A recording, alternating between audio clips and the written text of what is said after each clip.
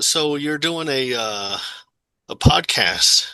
Yes, I'm doing Is a that something new podcast. you're just starting? Yeah, I just interviewed Patrick Higarty. He is a video game writer. He actually wrote one of the games that you animated for. Oh, really? Yeah, Legend of Spyro. Oh, yeah. Yeah, Yeah. that was a while ago. Man, yeah, so I worked at a contract studio, it was Technicolor, and so we would do a lot of different games at that place because we were kind of just helping out other developers, um, mostly finish their games and that kind of thing. And so anyways, we can talk about that later. But Yeah, yeah, yeah. yeah, man, that's cool. But I'll discuss as much as I'm able to. It's been a while. I haven't been in the industry um for almost 10 years. So it's been a little Yeah. while. See, I think that's the cool thing is because people around my age, I'm 24, we grew up with playing all these licensed games and things like that. And Toy Story 3, for example, was actually pretty well known as a good licensed game, but a lot of licensed titles were mediocre to bad, you know? Yes, They I had a know. bad rap. But Yeah. Toy Story 3, however, actually was a good title. I actually played that one and I really enjoyed that one. Yeah, I think the toy box especially. I think the Oh my storyline gosh. narrative one was not good. I heard middle reviews, it's just a basic licensed title storyline, but this toy box was the Yeah, thing. for sure. That was a lot of fun to actually be on because that was a game that I don't play a lot of games. I work on them, which is kind of funny, but Yeah. um, that was one that I actually enjoyed playing. And then of course that's what literally led into Disney Infinity was from that game. I don't know too much about Disney Infinity, but I remember all the commercials for it. Oh I, yeah, I little remember toy you could buy figurines and all that. figures and all that. Yeah. That was the whole like Skylanders. That was the big rage at the time was the toys to life thing with the figurines. I remember getting Skylanders and I tried to play it, but I didn't get that into it. One of Yeah, my figures kind of broke, the sensor wouldn't work anymore, so I just stopped playing it. Yeah. that's awesome. That unfortunately I'm embarrassed to say that's the only way I even know who Spyro is. Oh, from Skylanders? Yeah. Was he in that? I don't even remember. That's funny. He was in Spyro. that and I didn't know. I didn't know anything about the earlier games or anything. Oh, I see. Yeah. Even the one I worked on, I think I worked on two of them, Hmm. and those were, at least talking to my kids, those were considered the not very good ones. They were, Yeah. I guess there were better titles that came out before. Um, by the time I was working on them, they said they weren't, these were the bad ones. But Yeah. what are you gonna do? It is what it is, and that's kind of what I'm interested in. Like, how did you even get into animation in general? Like, was it movies or games first? Um, yeah, basically, I'm a former animator. I now work for myself, doing full-time illustration, but I got started in animation back in the day when we were still doing hand-drawn 2D animation. Yeah. In '97 is when I first got hired into the industry, was at DreamWorks, working on a movie called The Prince of Egypt, was this Moses movie.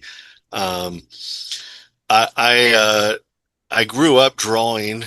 Art has always been the one thing that I was uh, semi decent at. Um, it was just something I did all the time since I was a little kid. My earliest childhood memories are sketching and drawing with my brother and um, monsters and cars and uh, you know monster trucks and all the things little boys like to draw. Yeah. And so I just grew up doing that. That was always just something that I enjoyed. And I didn't think I was especially good at it. Like it didn't occur to me until I got to school. I remember as early as kindergarten, um, drawing something, and that was the first time where other kids like it got their attention. They were like, "Wow, how'd you do that? Can you draw me one of those?" And I didn't think anything of it because that's just something I always did. I was a little kid and we drew all the time at home, and it was like, oh, that's kind of cool. Like these other kids seem to like what I'm doing. Yeah. Um, and that kind of became my thing. I would draw pictures for everybody, and back in the day when you had school books and you'd have to wrap them in brown paper grocery bags to protect your school books, and Yeah. kids would ask me to draw on their book covers, and then I was doing book reports for other kids, drawing illustration, whatever it was. I just enjoyed doing it, and it for Do you some remember reason any specifics? there was we're going back to 1975 Yeah. when I was in kindergarten.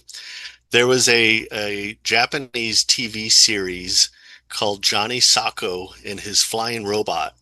Okay. Um, but the TV show was titled in America, at least what I knew it as was just called Giant Robot.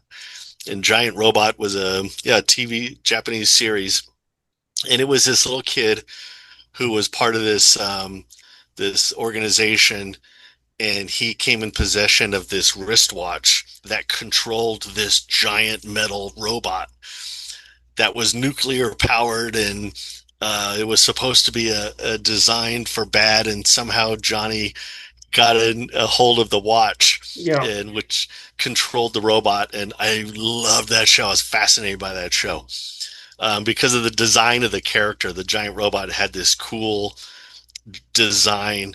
He almost looked Egyptian. He had these side pieces with the stripes. Okay. Yeah. Yeah. Like a pharaoh. Uh, yeah, like a pharaoh, and it was just super cool. And so I used to draw that all the time when I was a kid, as well as other things. Another big thing I used to draw a lot was these monster cars and monster trucks, and with Rat Fink. If you're familiar with Rat Fink, um, is a genre of hot rod art that's usually um, works in exaggerated cars with big tires and a lot of smoke coming out of the Yeah. tires and flames. And there's usually a monster popping out of the top of it with a tall gear shifter. I've seen And that stuff. Yeah. And I even see that you carried it into now doing that. I see some yeah, of your so it prints and kind of stuff. tied together, but that was something I used to draw a lot as well when I was a little kid. And so that was some of the specific stuff that I like doing. And so that kind of carried all throughout school. I was on the yearbook staff, and I was drawing whatever I could, whether it was my own stuff or other for other kids. During the 80s when I graduated high school, Yeah. it was drawing in everybody's yearbook, the uh, drawing a lot of for the girls, unicorns and Pegasus and that type of thing. So it was just something I just drew all the time. I just enjoyed it. I could draw just for hours without even thinking about it. And um, but after high school, I wasn't really sure what to do with it. For one thing, like a lot of artists, I didn't think I was good enough to turn it into anything professionally. I just didn't think I had. I never had a lot of confidence in my work. I still don't. I think a lot of artists in general are very insecure about their own art. I And so can relate. Yeah. I was the same way. I just didn't think, this is a hobby, but I couldn't ever, I could dream about making it into an actual job, but I didn't think I would ever actually would. Yeah. Um, and so I didn't go to college. I after high school, um, I just had a regular job, and because again, I didn't think art was anything I could do. So I just continued doing it just as a hobby. I would paint murals for friends or family. I grew up, outside of Los Angeles, and so during the 80s, I was really into to metal and rock bands, Yeah. and so I was designing logos for friends' bands and flyers, because a lot of bands I knew would play on the strip, in Sunset, And so you would design flyers and that kind of thing. So I did a lot of that. Um, and then it wasn't until 96, uh, my wife and I had been married. We had a baby, and I was working in pest control of all things Okay. because I didn't know what else to do with myself. I didn't Oh have an yeah. education. So I just had a regular job. I didn't really care for it, but it paid the bills. And so I'm killing bugs for a living. And we met at a family reunion. I met one of my wife's, like a third cousin. She didn't even really know who he was. Somebody came up, and there was a big family reunion. And someone told me there's a guy here that works for Disney. He's an animator. And, being an artist, like, oh, wow, I want to meet this guy. Yeah. How often do you meet a Disney animator? Not often. So I introduced myself, and it was my wife's cousin, Larry Flores. And I told him I like to draw, and I was just interested to hear his story and what he does. And so we got to talking, and he says, well, when we get back home after the reunion, he turned out he lived like in the next town from me. He Okay. says, why don't you bring over some drawings, do some sketches of like your baby and your wife, nothing fat, like fancy, just something quick gesture drawings. And he's like, I'll let you know what I think because, you could probably get a job doing this. And I Yeah. thought, there's no way. So I did that. And he's like, yeah, you can totally do this. And I said, but I don't have a degree. I didn't go to art school. He says the studio doesn't really care. This was back in the day when we were doing hand-drawn animation. Yeah. And he says it's more important to them that you can actually perform the job than what kind of degree you have. And which was just mind blowing. I had no idea. And so he started helping me put together my portfolio. He says, first of all, the first thing they're with these studios, they don't want to see cartoons. They don't want to see you drawing Mickey Mouse or anything like that. They want to see how well you can draw natural human and animal drawing, gesture drawing. Like, can you draw a natural pose of somebody laying on a couch? Um, an animal just doing everyday kind of things because they want to see how well you can handle things like weight distribution and perspective and the natural flow. Because anybody that draws knows how hard it is to draw humans and animals, Hmm. especially in a natural way. And the studios know that as well. So they Yeah. know if you can handle that stuff, the cartoon stuff will come a lot easier because there's so much that you have to know to draw humans well and animals. So I started putting together a bunch of those. He says that's the first thing they're going to want to see is a portfolio of those types of sketches. If you make it past that first round, then they're going to have you take a test, which is an in-betweening test, it's called. And this is where it gets more into animation. The entry level of hand-drawn animation at the time was called in-betweening, where it was literally you'll get two drawings from your supervisor, which are the key drawings, key poses. And it may be drawing number one, where the head is this way, and drawing number 10 might be the head is this way. And you take those two drawings and you flip them back and forth. Yeah. You see the head. Then you put a third paper on top of that and you draw the halfway iteration. And then you do the next one halfway, and then halfway and halfway. You're doing the in between drawings between those two key drawings. And he says they're going to want you to take a test to see you doing those in betweens. So he started teaching me in betweening. He would bring home Xerox copies. At the time, he was working on Fantasia 2000. And there was a sequence in there of the pomp and circumstance with Donald and Daisy and the Noah's Ark thing. And he was working on those scenes. And so he would give me Xerox copies of the key poses. And he was showing me how to do the in between iteration drawings. And I got my own light box because you have to have a light table so you can see between the two key poses and have your third drawing, the whole thing. And he says, you have to get good at that because if you Yeah. make it past the first phase. Anyways, so I had applied originally in 97 at Disney They had just finished Hercules. So they said, "Hey, we like your life drawing." They saw my portfolio, but we're not really hiring. We're kind of in between films. Come back in 6 months. And I was really kind of bummed. But down the street, not far from Disney in California, was a studio that had just opened recently called DreamWorks. And they were working on their first film. And so I literally drove over there in my pest control truck because I was working that day Yeah. and it was in the area. And at that time, DreamWorks was in a little office building on the back lot of Universal Studios. And they had a guard shack out there with a big gate.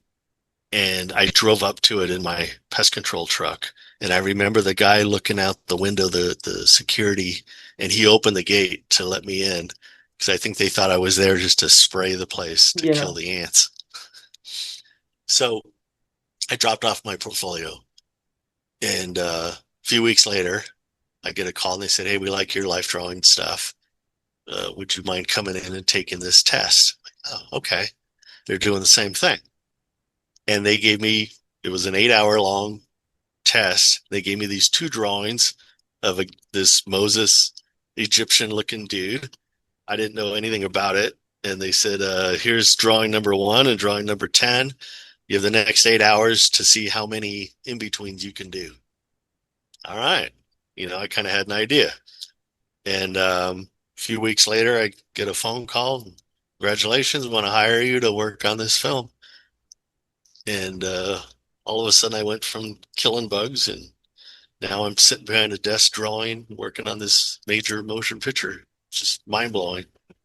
Was there something that happened before, like whatever you were in the pest control truck pulling up, you were working that day? Did something Yeah. like bad happen that day and you were just like, oh, screw it, I'm just gonna try again? Um, no, but I will tell you something that tied back into the pest control thing is so I get on the Prince of Egypt and I worked on this movie for about a year. Yeah. And the way it works is when you're on a movie like that, you get cast onto a specific character and you're on a team working on just that character. Because it's hand drawn, they need to make sure the drawings are all consistent. And so they want you to only draw that one character and get really good at just drawing that guy. And that was Moses? And that was Moses. I got Yeah. cast onto the Moses team, which I was really happy about. And so I'm on Moses for about a year. And that team each character team has a supervisor that's over that character.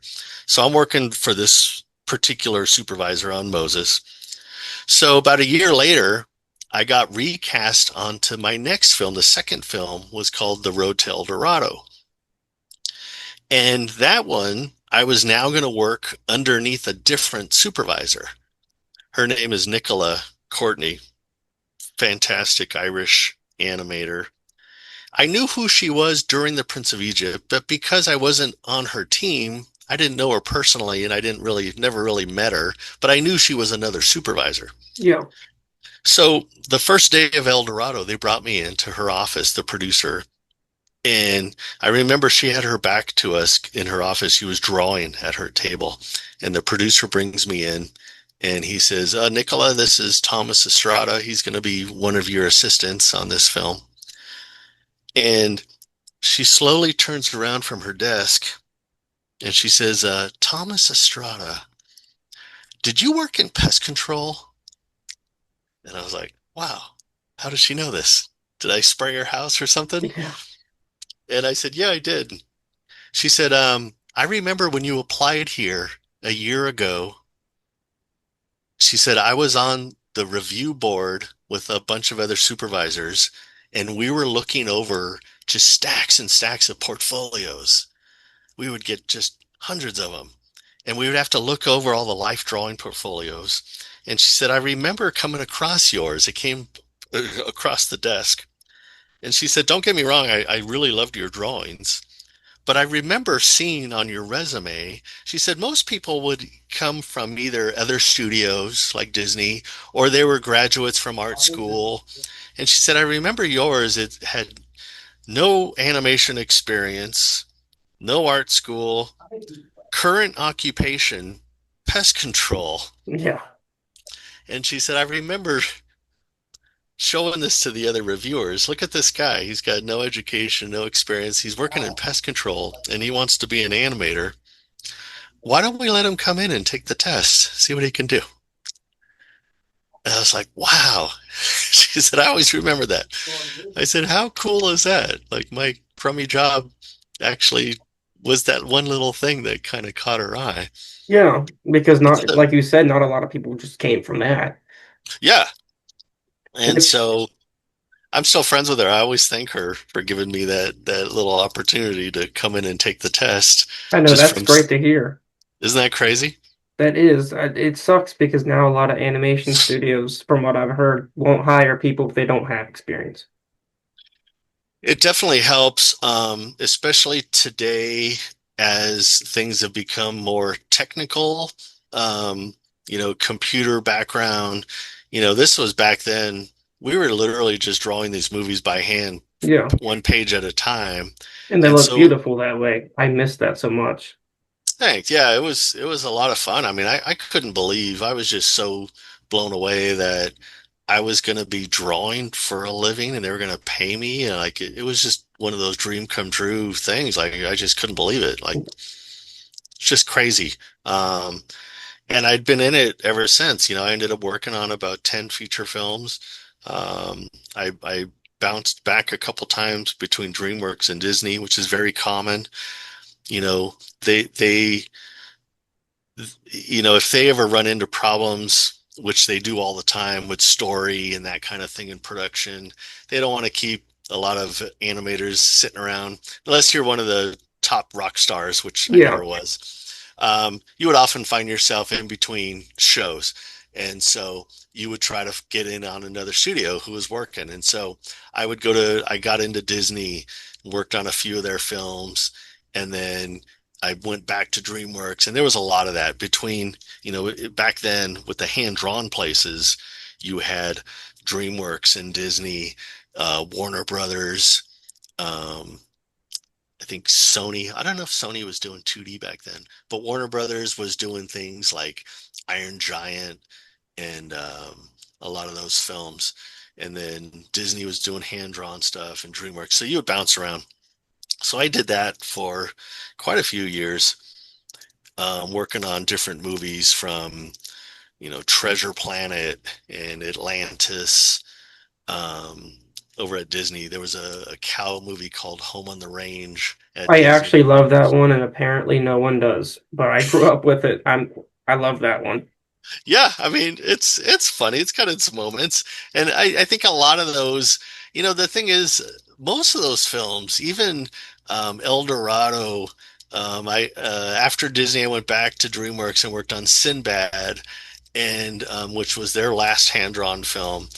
Um, Prince of Egypt was a moderate hit, but most of those films back then at that time, because everything was switching to CG, so a lot of these films like Treasure Planet and Emperor's New Groove, they bombed at the time. Like they did not do well in the theaters. A lot of it was due to the fact that the studios were focusing their attention on the CG stuff. And so a lot of these movies weren't getting the marketing I think they deserved, like Treasure Planet. Um, Even Warner Brothers, I think was just guilty of just allowing the masterpiece of Iron Giant to just kind of die the way it did. Because it's such an amazing movie, and they just didn't promote it. Which is really a shame. I Um, think that's why Treasure Planet bombed, in my opinion, because I heard they didn't market it very well. Same thing. When I was on Treasure Planet, they were already focused on the CG stuff. I think it was the Chicken Little, I think was the first one. Um, Yeah, they that were Disney tried to already do. they were already switching gears to the CG thing because that was the big new thing. And so even though we were still working on these movies, they were just kind of like, all right, that's really cool, but this is the new thing we're going to be doing. And so movies like that, Treasure Planet, they just didn't market them much at all. They weren't really paying attention to them, even though we were still working on them, you know? Even Home on the Range, the majority of us all got laid off before the movie was even finished, So you didn't even get because to finish your work on it. I didn't finish it. I got laid off before it was done. And even my supervisor was just like mind boggled, like, how are we supposed to do this movie? They just got rid of everybody. In fact, I went back to DreamWorks to work on Sinbad, and Disney called me and said, "Hey, would you like to come back and finish this? We apparently we laid off too many of you guys, and would you want to come back for a few months to help us finish it?" And I was like, "No, I'm gonna stay here," because at that time, on Sinbad, DreamWorks was actually had a CG program where they were training a handful of us to this new tool with the computer animation, with the hopes of getting on to their CG film, which Disney did not do very much of that at all. They mostly just let everybody go. Again, aside from the rock stars who they just automatically trained and kept on, the bulk of everybody just got laid off. And so that's what happened. But at DreamWorks, they did a little bit more. It wasn't a whole lot. They again, they kept on their rock stars, but then they had an open call. They said, we're gonna train. I think it was 16. There was like 70 people trying to get into this little program. Yeah. They said, everybody submit something if you're interested in doing computer animation. And I'd been dabbling with it a little bit at home. And so I had a little test that I submitted. And they said, we're going to select 16 people to go into this training program. And it was like a 6 month thing, and we'll pay you. And then about halfway through, they said, yeah, so it looks like we're going to have about 8 spots to get onto the film out of your 16. So now it really became this like Survivor episode. And I managed to somehow get through all of that, and I got a spot onto the CG film, which was Shark Tale, Yeah, which that was, that was a childhood one too. I watch that one all the time. yeah, I can't watch it. It's a little cringy, but It's not my favorite anymore, but as a child, I watched that all the time. I think we had it on DVD. oh, nice. I mean, and I loved it. I mean, it was great because it revitalized my career. Everything was turning to CG at that time, and so as a rank and file animator, I was happy and very grateful to get into this new thing, because there were so many people that just got laid off, and many of them, like myself, I had never even owned a computer up to that point. I Yeah. literally bought my very first computer so that I can learn some CG.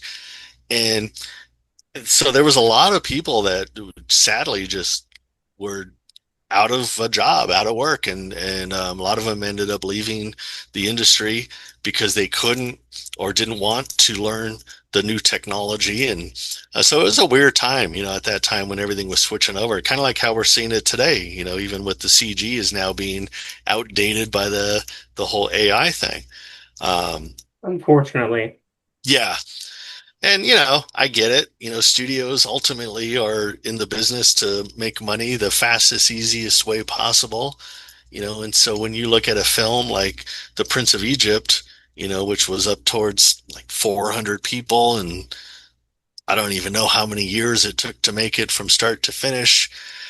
When they can now turn around and make a CG film with a quarter of that size crew in a quarter of the time, what are you going to do? They're going to do what they can. I'll say Uh, this. I'm sorry. If you're going to say something, go ahead. no, no, go for it. Okay. I'm not against CG because there's a lot of films I love are CG. Like, for example, you also worked on Over the Hedge. That's one of my favorite movies. Oh, Love that thanks. one. Yeah, love that one.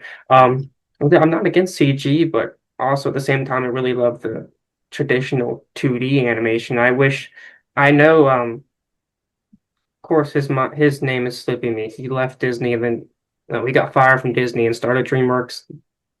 Katzenberg? Katzenberg? Yeah. Yeah, Katzenberg. So Katzenberg even wanted to do 2D and CG at the same time, but the 2D was just bombing. And so they had to just basically keep doing CG, and that's how we got Over the Hedge and all those films. Yeah, And yeah, I wish that we could keep both of them. Those, I mean, we do in some ways, like TV shows will also do 2D yeah, animation, but I wish we could just keep it all together, even in the films, you sure. know? I was in the middle of all that, you know. I was there for the infamous Tom Schumacher meeting at Disney when he just kind of, you know, really coldly just told everybody we're out of work and 2D's dead and thanks for coming, everybody. You know, there Oh, were I some heard people that about had, that. yeah, there's a great little documentary that was made during that time. It was a little independent thing called Dream On, You Silly Dreamer, I think it's called. And I think you can find it on YouTube now. And it was just a little thing that they had made about that meeting and everything that went around during that time. Just about how big the 2D thing was getting, you know, from Lion King, and it just kept growing with the salaries and everybody, the money they were making. And then when it finally started slipping, and then how quickly it all just fell apart. So it kind of covers that whole era, which is kind of fascinating. So that's kind of where I was. I was right in the middle of all that, seeing people scrambling for jobs, you know, Disney telling us, you know, we're going to have this new thing, you know, because I was in cleanup animation, and cleanup animation is basically where you're redrawing the rough animation is more about the motion and the acting, and it's really rough. Yeah. And then they take all those drawings and there's a whole nother department, which is the cleanup animators, where we take all that rough stuff and we draw the final beautiful images that you see up on the screen, all the clean lines and all that stuff. And so that whole department was just being obliterated. There's no need for cleanup animation when it's being done on the computer now.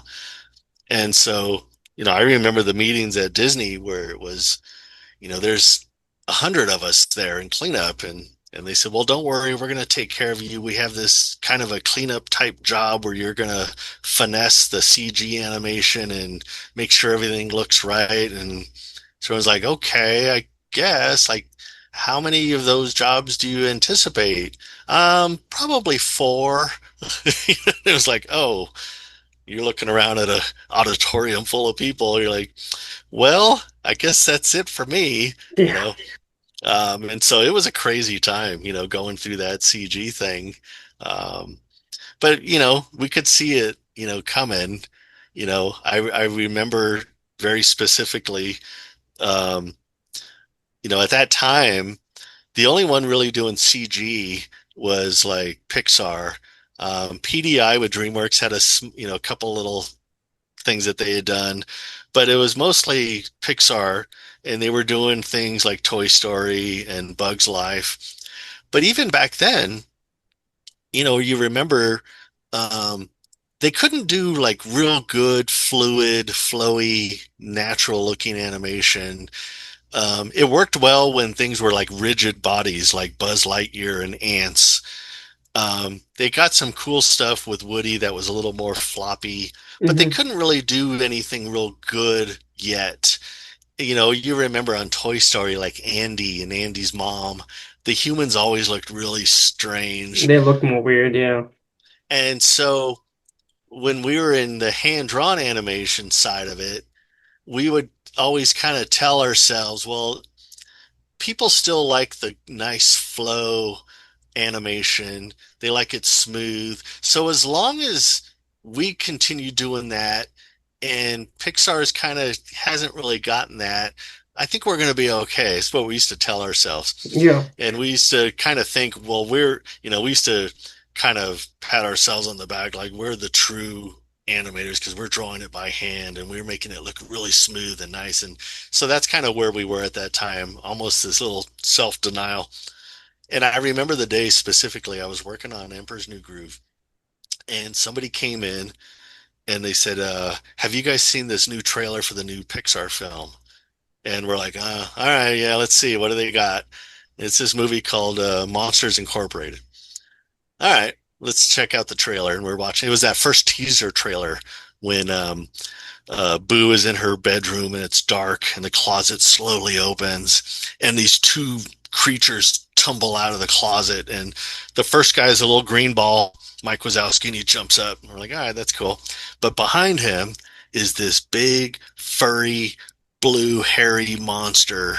And he stands up and does this big stretch, and the fur is just flowing, and it just looked amazing.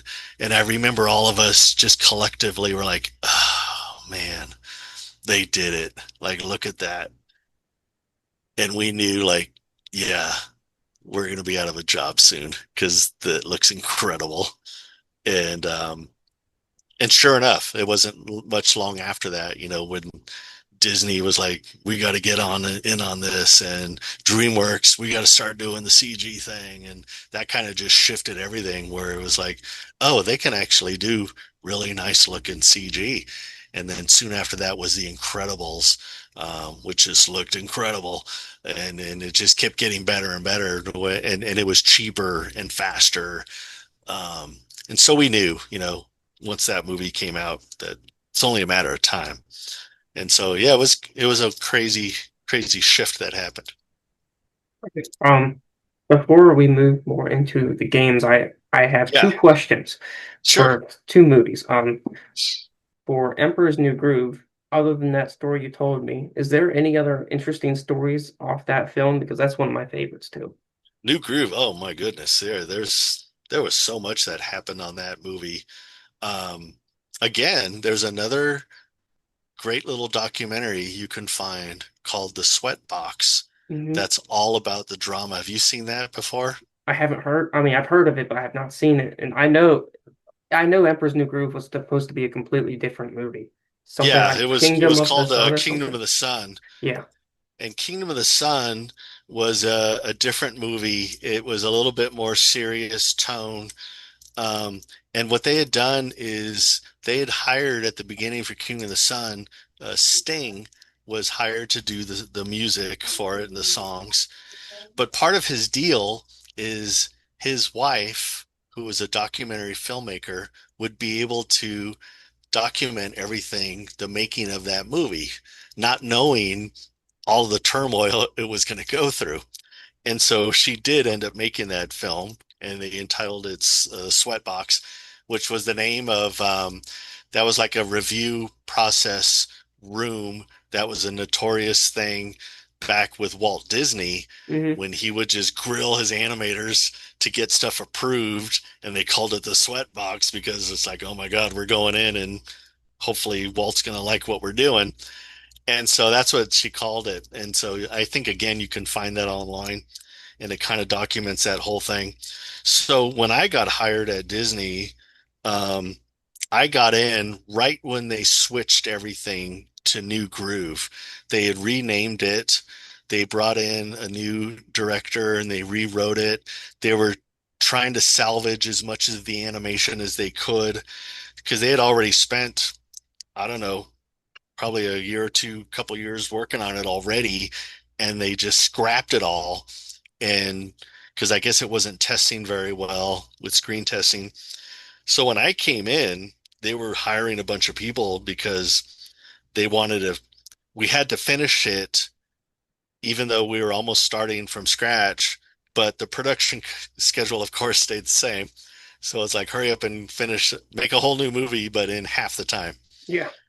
which kind of led to that kind of frantic pace of that film. It feels very just like we're just going for it. And I think it was a lot of that.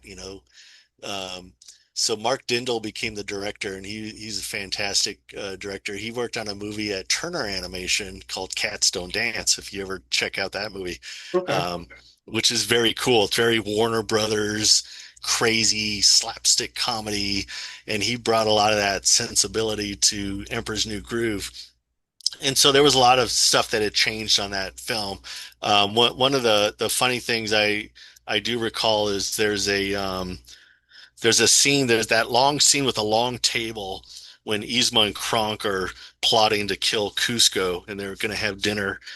When that scene first opens, there's a little candelabra. It's this little statue of a guy holding two candles. And then the camera zooms back and you see the whole thing. Hmm. That little guy was like an actual character in the first iteration of the film. He was like this little stone statue talisman, and he would come to life, from what I understood. And he was always pestering Yzma, and kind of the running gag is she was always threatening to turn him into a candelabra. And so when he got cut from the film, that's what they did with him. They made him into that little prop. Yeah. So it was this kind of funny little inside joke that, Yzma kind of got away with this guy. Yeah. Um, so that was one of the funny things. There was also another little interesting thing. They make mention a couple of times about going to Yzma's secret lab that they mentioned a couple times. At that time, when Disney was getting into the CG thing, they had actually opened their own wing at the animation studio down the street to make CG films. And the only one they ended up making there was a movie called Dinosaur, which was all CG. And that little special studio that they had developed over there was called the Secret Lab. And so that was kind of the little joke about the secret lab that they would mention in the film, I like that referring reference. the reference to that little secret studio that they had made down the street to work on this film. This was before Disney owned Pixar. They were Yeah. always trying to come up with their own way of doing it, which never worked out very well, which has led to them eventually just purchasing Pixar outright. But yeah, it's kind of fun stuff. What was your exact job animating on Emperor's New Groove? What did you animate? So New Groove, because I came in halfway through, um, unlike most of the films I was mentioning before, where you get cast on to a specific character, like I was on Moses, I was on Tulio and El Dorado, I was on the Jim Hawkins team on Treasure Planet. New Groove was one of the few films where I was literally cast onto the miscellaneous crew. Um, there was just a small team that was there to just kind of aid the other teams to get whatever scenes they needed to get done. And so I liked it though because it meant I didn't have to draw the same character for a year. I was able to bounce around and do a lot of different characters. I mostly drew Cusco Llama because he was on the screen the most, and so he obviously needed the most help, having the most screen time. And so I mostly drew him. But I got to draw also on that film, like the theme song guy at the beginning. I got to draw the little man that gets thrown out the window and the guard that tells him you threw off the Emperor's Groove. I worked on that scene. Um, there's a one scene, the opening shot of the Empire, and it's got this long line of all the guards standing there. There's like 100 of them. I drew all of those little guys, Wow. and uh, so it was fun because you got to bounce around and do a lot of different things, being on that miscellaneous crew. But the screen credits, yeah, that's what it says. I think it says miscellaneous crew, and my name is there. No, that sounds great. I love to hear that you worked on that because, like I said, that I just love that movie so much. It was a lot of fun, and the crazy thing is at the time, you don't think about how much of an impact or following that it's going to have. Again, because, I remember when it came out, I took my family to the theater to see it, and it was us and maybe four other people in the theater. Like it just tanked. It did not do well. But over the years, it continued getting bigger and bigger because we had an audience like yourself of younger people that had grown up watching it. Yeah. And so that was part of the thing that led me to eventually going full-time freelance because I started doing these little gigs at Comic Cons, comic book conventions in different parts of the country. And a lot of it was because there was suddenly this fan base of people I had no idea that loved those films, that were in their early 20s and they grew up watching them. And I didn't know it was a thing, until I did a booth back in 2016 at a Comic Con, and all of a sudden there was just like tons of people there that wanted to meet me. And I was like, this is so crazy. Like these movies did not do well. It's like, but you don't understand. Like I would hear these stories of me and my best friend every Friday night would do sleepovers and we'd watch Treasure Planet, that kind of thing. I grew up watching this stuff and it was like, wow, that's really cool. Like I had no idea. So yeah, it's really Most neat. of the oh sorry. Most of the movies that bombed or something like that, like Treasure Planet, Emperor's New Groove, those at Atlanta. first. Yeah, Atlantis is another one. No, you have to think all those movies that bombed but are actually good.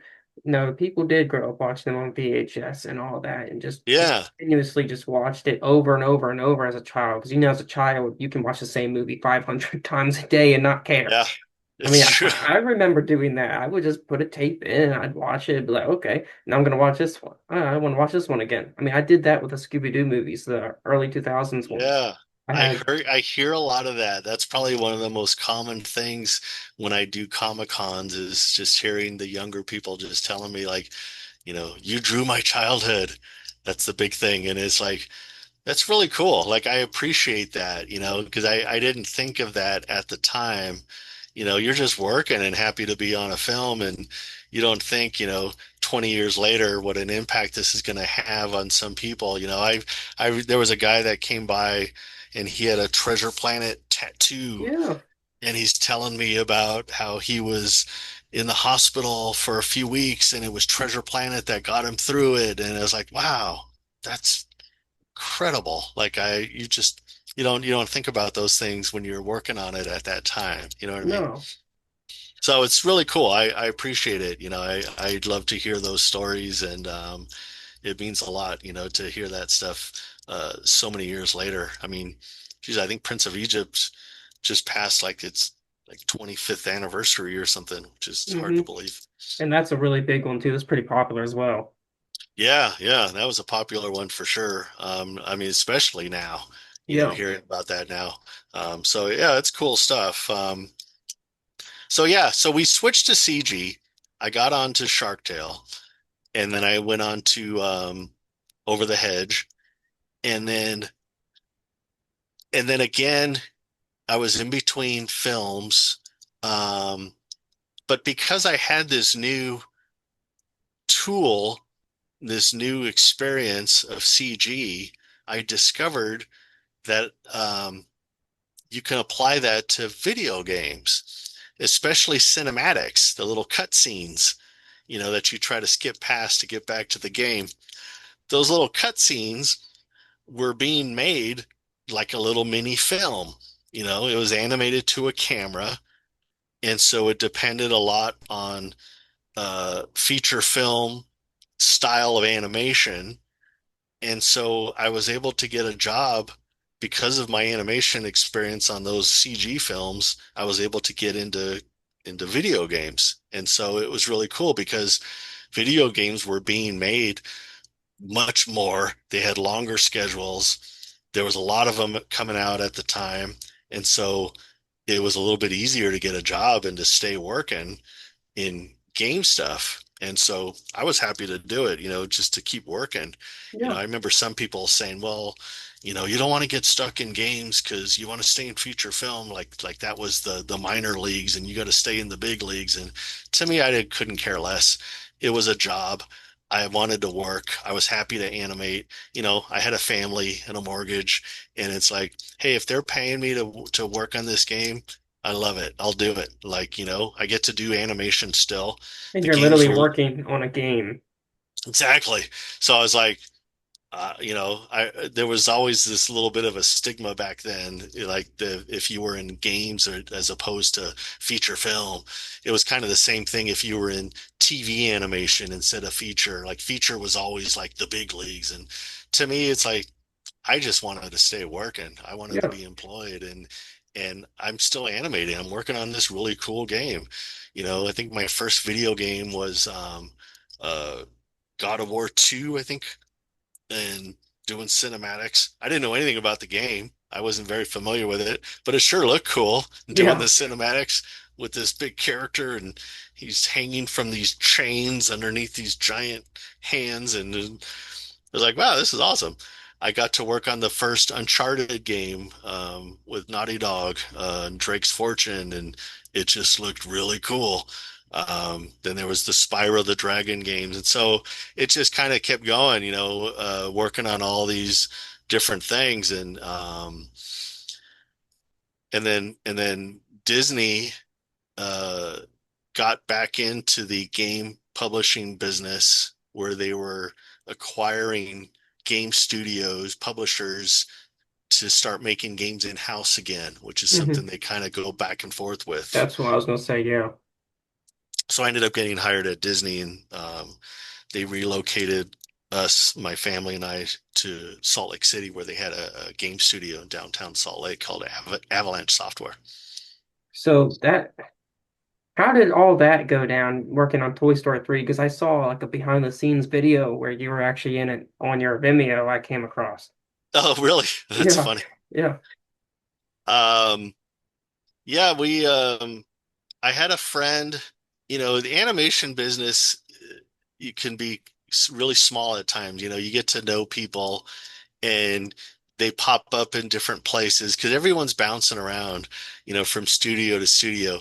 You get a small handful of people that may stay at Disney or DreamWorks their entire career, but the bulk of us are bouncing from all different places. So a friend of mine I was just chatting with him. Somebody had mentioned he'd moved up to Salt Lake City, and so I was talking to him, and he was working at Disney at Avalanche, and he just loved it, getting out of LA, getting out of the grind. Um, it was a little bit smaller um, atmosphere. It wasn't as cutthroat as LA can be. And so we came up to visit him, and I ended up getting the job there just because it looked really cool. And Disney had gotten into the game publishing thing where they were purchasing these studios. Avalanche had been doing licensed titles for them for a long time, and they decided they wanted to make their own games. And so they purchased Avalanche with the promise that they were going to, invest in them for the next 10 years and build this studio up along with various other studios around the country and the world. And so I thought, well, this sounds like something steady. Usually you'd get on a film and feature film and work on it for a year or two and get laid off in between. And it was always a nail biter in between each movie if you were going to get on to the next one. It was never certain. Um, and so to hear about this, where it's like, well, we've got work lined up, hopefully for the next 10 years, like, well, that sounds cool. I can handle that. Yeah. And so we ended up moving up to Salt Lake and got the job there. And um, that was the first major title that we did was the Toy Story 3 game, um, working closely with Pixar. And it was really cool because they came out with this idea with this toy box mode of just having this open world kind of thing, which was something new, that we knew we can if we can get that idea across to Pixar, we can get that deal, get that game going. At that time, um, when Disney was still licensing their titles, Pixar had a license deal. I think it was with THQ was making their games. I believe so. And so they had the deal still in place to make their film to license their movies into games, but Disney found this little loophole where it didn't cover the sequels. And so Disney wanted to make the Toy Story game, but we still had to get a past, Lasseter. And so they pitched him that idea of the toy box mode where you can play with Andy's toys just like Andy would. And it was this kind of world where you have all the toys like on your bedroom floor. And, Lasseter was really into that, just that idea of playing with toys just the way any kid would, mixing and matching whatever, and there's no set goal or timer. You can just run around and mess around with stuff. and it was just something really cool, and he liked the idea, and so that's kind of how that whole thing came about. I heard you all got like Pixar gave you like models and assets to use on the game, which is why it looks so good. How was that? It was a lot of that was because Lasseter really got behind the idea. And so it's a funny thing. You would think because, they owned Pixar, Disney did, you would think we would just have access to all that stuff, Yeah, but it was never like that. Um, because we found out it's different divisions with different budgets. And so we always had to get like permission to do things that I thought we already owned. There's a part in the Toy Story 3 with the haunted mansion and the toy box when they go to the haunted mansion. yeah. And we wanted to get the music from the actual haunted mansion from Disneyland, you know? And we thought, wouldn't it be cool to have that soundtrack playing when you're in the haunted mansion? Yeah, we should just grab that and put that in the game. And they're like, no, no, no, no, no. You got to contact Disneyland and get their permission, find out how much they want to use it. Like, what do you mean? Like, isn't it, we're all Disney. Can't we just grab it? No, you have to license it from them. And so we had to go through all this red tape to get the music to have that in the game. Same thing with Pixar. You know, we would have to get stuff approved by them. And then they would also occasionally send animators or different experts from Pixar to come and give us training, lectures, even the review stuff. When we would wanted time to show them the stuff to review, we were paying them for all of that. And so it was always this weird thing like, yeah, I thought we were the same company, but apparently not. And so there was a lot of hurdles you had to jump with getting certain things, and that just even expanded even way more when we got into Disney Infinity. When you're talking about Marvel and Star Wars and classic Disney and Pixar, I mean, the how that game ever got made, I have no idea because of those types of things. There's a lot of stories I hear from these licensed titles is similar where it seems very stressful. You don't have all these assets just to use whenever you want. You have to jump through all these hurdles and stuff. And it's Mhm. weird because either the studios that made the movies are licensing out these games to get made, or like with Disney, they owned the company because they wanted this game to get You'd made. think it would have been easier. Yeah, and you would also think, well, if they're licensing out or they're owning the company to make this game, they actually care about the game being made. No, not really. Most of the time it's a cash grab. They don't necessarily care about how the game will be. It's just to go see the movie. It's like advertisement. But as soon as that game loses some money, though, they're really caring, and that was the part that was frustrating. Um, I remember, jumping ahead a little bit to Infinity, we did a whole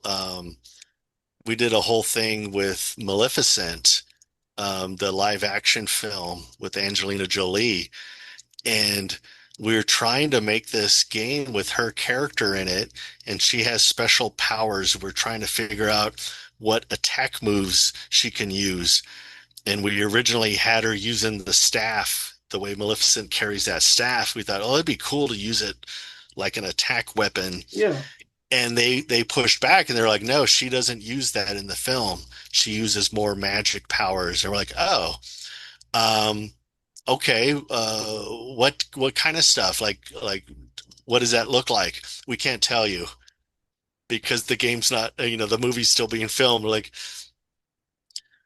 um, but we want it to look authentic. Okay, so can you give us a clue on what that is? No. See, that's automatically right there a bad review from a consumer where, oh, this isn't authentic from the movie or whatever. It's like it's not your all's fault. You didn't know. We didn't know, they wouldn't tell us. And so it So was a lot of that kind of thing. And that happened all the time. I mean, Disney Infinity, we got into the Star Wars stuff. doing the stuff with was it all the new stuff that they had with the Force Awakens or um all those new characters, Ray and all of them. We didn't even know their names. They wouldn't tell us. We didn't have any idea what the storylines were. I animated an entire cinematic with that snow scene where she's fighting out in the snow with the lightsaber against what's his name? I don't even remember their names anymore. Kylo Ren? Kylo Ren. Okay. And at that time, we didn't know who their names were. We didn't know anything about them. And they just said, we need to have them fighting out in the snow. And he's kind of really rough and unrefined, very aggressive. And that's all they would tell us, like with just little things like that. So you didn't even know Um, what they look like. we knew what they looked like because they finally gave us the models. And so Okay. we had their look, but we had no context of what was really going on. And so I'm trying to animate this thing, and I don't really know what I'm doing. And it was funny. I started animating it with the Ray character, and as an animator, you film a lot of reference yourself to get motions and get an idea of how swinging a lightsaber, that kind of thing. So I'd shot a bunch of this stuff myself, and I was animating it. And inadvertently, because I'm left-handed, I had the lightsaber in my left hand, and that's how some of the animation was starting to come out. And Lucas came back and said, "Yeah, she's not left-handed, so you're gonna have to redo this animation and switch it to her other hand." I Yeah. was like, "Oh, all right." It would have So been it's one of nice to those things, know before. right? So it was a lot of that kind of thing. And I remember, yeah, we had code words for their names, and anytime you wanted to get anything specific to the film, and I understand, they need to be protective of their storyline. It was a big movie coming out, Yeah.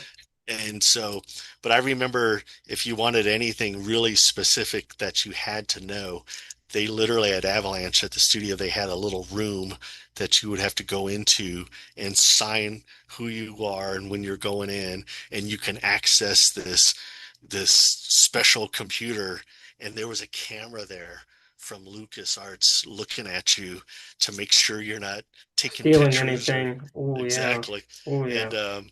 I never got to go in there, but But you it heard was stories, right? oh yeah. And so yeah, that was always the challenge on working on the license stuff is you didn't always have the information from what you were working on, but make sure you get it done on time and make sure it looks right. And so it was always this weird like how is that even possible? Was there ever a character you worked on in Disney Infinity where you were like really excited because like they were one of your favorites? There was so many. I mean, that was the thing with that game. It was just a dream game for an animator because you had such a large cast of characters that you can choose from, you know. And so it was just great to be able to work on so many classic characters and current ones and Star Wars and Marvel. And it was just like, this is the dream job to animate, to just have that variety of different styles of animation. um, One of the things that I was really looking forward to that didn't actually happen is on the last iteration of Disney, we were doing a an opening sequence where Jiminy Cricket was introducing the game, and it was very much like the original, where we would see the book open and Jiminy would come down. And so I was studying a lot of that original stuff because I wanted it, even though it was CG, I wanted it to feel like the original. And so I was animating a sequence with him when the game was actually canceled. And I was really excited about that one because it was like, how often you get to animate Jiminy Cricket, how cool is this Yeah. going to be, And so that was something I was really enjoying. But there were so many of them throughout that game. I remember working on I mean, even Mickey Mouse. I did a thing with Minnie Mouse. I animated all of her runs and her attacks in the game, and doing that stuff was cool. Um, doing the little what do they call those? I forgot now. When you let go of the controller and the game character will stand there for a while, but then he Yeah, does this little thing. And those were always fun because it was just up to us. It was like, well, we need three or four of these little animations to play when the character times out and he just has to look at his watch kind of thing.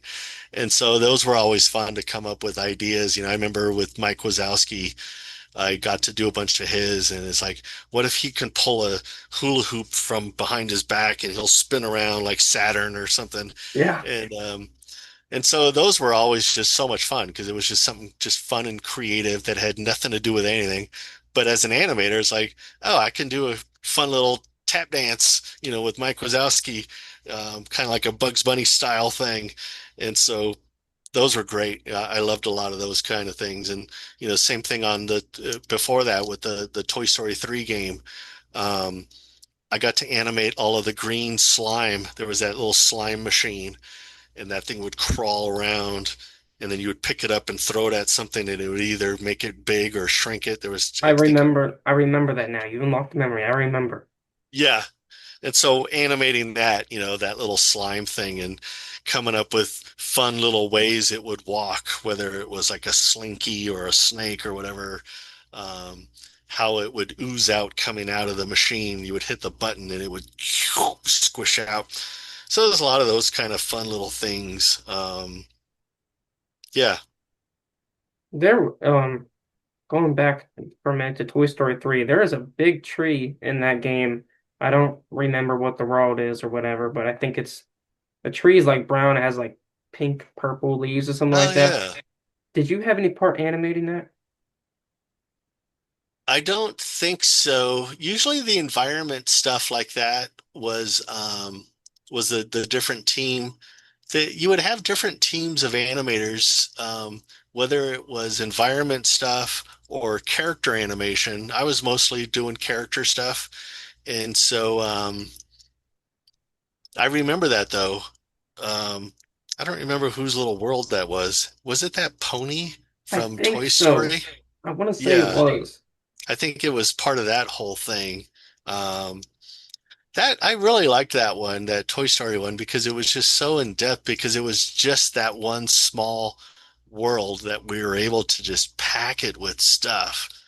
I always felt Disney Infinity, even though it had that same idea, it was so much bigger that it was more difficult to make it feel like it was really full. You know what Yeah. I mean? Whereas Toy Story, the toy box mode, the Woody's Western Town or whatever, it was so robust. There was so much stuff in there because we were just cramming it all into that one place. And Well, so it was really cool.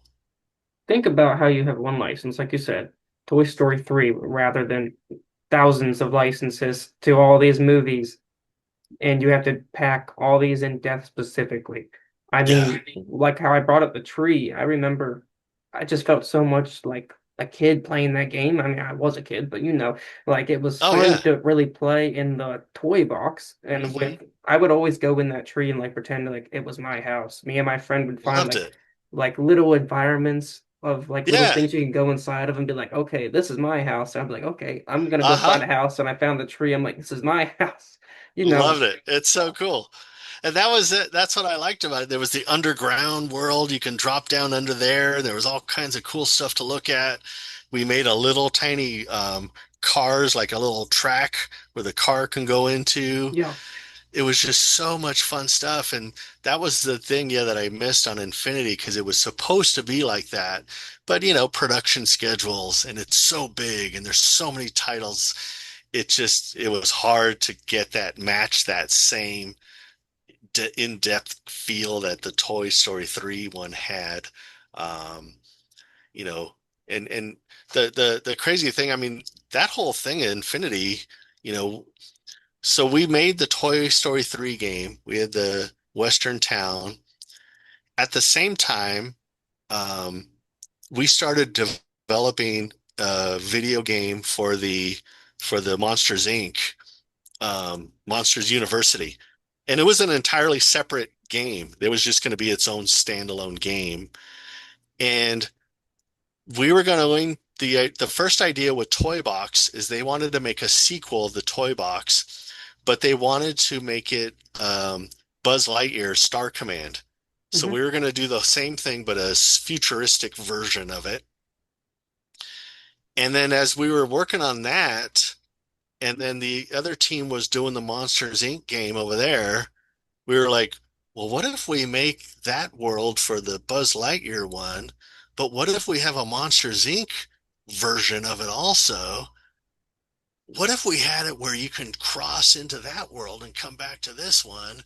And then it just went crazy. That was like the whole thing of that idea of is we can have all these different Pixar worlds. What if Buzz Lightyear ran into Sully and vice versa? Like, oh my God, this can be something really cool. And that's where the whole toy box hub, the middle of the infinity, where it's like, well, we'll have special play sets specific to those properties, but then we'll have the one main one in the center toy box where everybody can interact with each other. And it was a really cool idea. But man, it sure took a lot to get to convince Marvel, hey, what if Spider-Man was playing with Mickey Mouse in this world here, who's also interacting with Mike Wazowski? And it's like trying to convince those three. And then you throw in Star Wars, and it's like, I mean, somehow we got it done, Yeah. but it was That's what crazy. I heard with that game is they didn't want their licenses to cross. They wanted them Never. all in the game, but none of them to cross. Even to the point where we were animating promos, TV commercials, and one of them, I don't remember who it was, Star Wars or Marvel, they didn't want their characters seen on the same screen at the same time as the other one, but they all were in there. We were promoting it as they're playing all together. So we had to really cleverly edit that whole thing to where it felt like they were on the screen at the same time, but they were never really seen at the same time because they refused. They were like, we will not have our character on the screen with those characters. And we're like, doesn't Disney own all of this? I mean, there were times where we had to go all the way up to Bob Iger and just say, you have to do something because we're never going to get this thing done on time if one of these two don't budge. And he'd have to go in and tell them, like, all right, guys, like, you got to do something, like, help them out. It was crazy. I heard that Bob Iger probably was going to shut down the whole games division if this failed. Is that true? It was definitely the last big thing that we had going. I think before that, all the other studios were slowly being shut down. There was BlackRock. I think they were making some of the racing games. They had like a off-road game or something. There was Junction Point. They were making, I think Epic Mickey was another game, and that Yeah. one failed. And so we could see all of the different studios slowly being shut down, and we were the last ones. We had some success on Disney Infinity. The first one, the iteration one, was huge. And I think it's because it was something new. We had done something really cool. We were riding that wave still of Toy Story 3, and it was just us doing it. But kind of like how a lot of these things go is, hey, that one did so great. This next one, we're going to raise the, sales projections even higher. Yeah. Now it's got the attention of all the other people in California. And so a lot more people start getting on board that want to be part of it.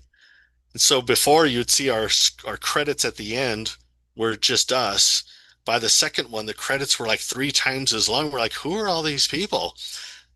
Suddenly there's all these producers and middle management developers, and we're like, do any of these people even work in this game?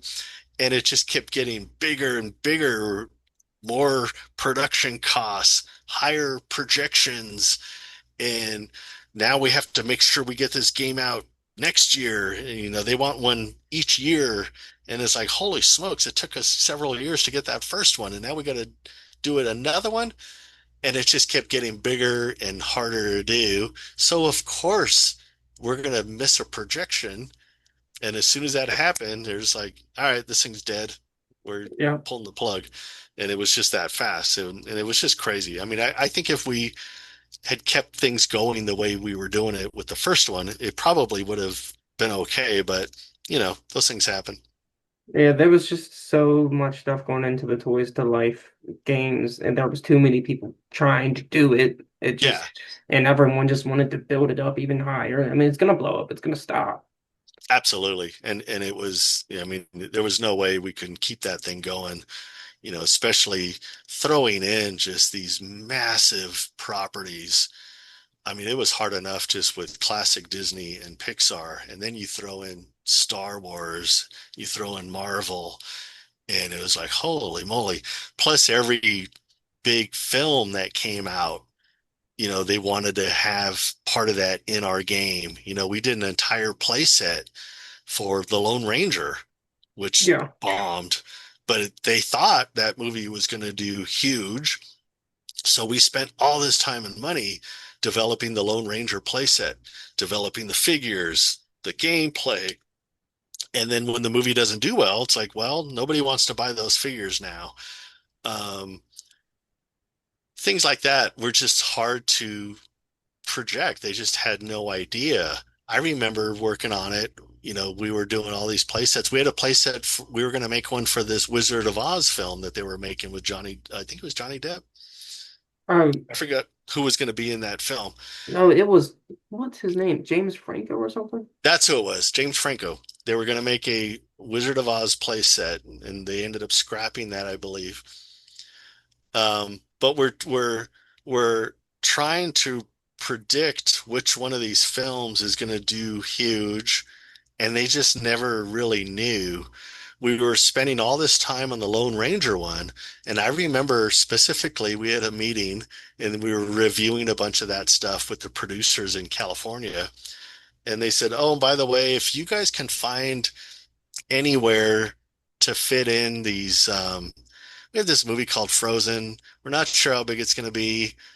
We're not even going to make a playset for it, but maybe if we can fit their characters in, the two sisters, maybe if they can at least be in the toy box Yeah, area where everybody else is. If you can do that, and we're like, all right, we'll see what we can find for them. We don't want to spend a lot of time on them because we're too busy working on the blockbuster, which is going to be the Lone Ranger. And I had no idea, you and know. they should have reversed that. Yes, had we known, I think Frozen would have been huge for a playset. That was the other thing. They didn't know at that time how big um, girls would be playing this game. We didn't even want to put in the Violet character. There was talks about leaving her out of the Incredibles playset because they thought, well, it's going to be a waste. All of our studies and everything that we look at, it's mostly boys that play video games. Why do we even bother putting her in there? Um, and they're like, well, we have to. She's part of the Incredibles. You have to have her, and you have to have Elastigirl, and that Violet character outsold all of them. I mean, they just didn't know, that a game like that, where it was you can just go in and play around and mess around with stuff, it opened Yeah, up a whole new thing for a different audience that we just didn't even realize. And so there's a lot of that kind of thing happen quite often. I can't believe in the video game industry. I'm glad I mean, it's more so kind of changed now, I guess.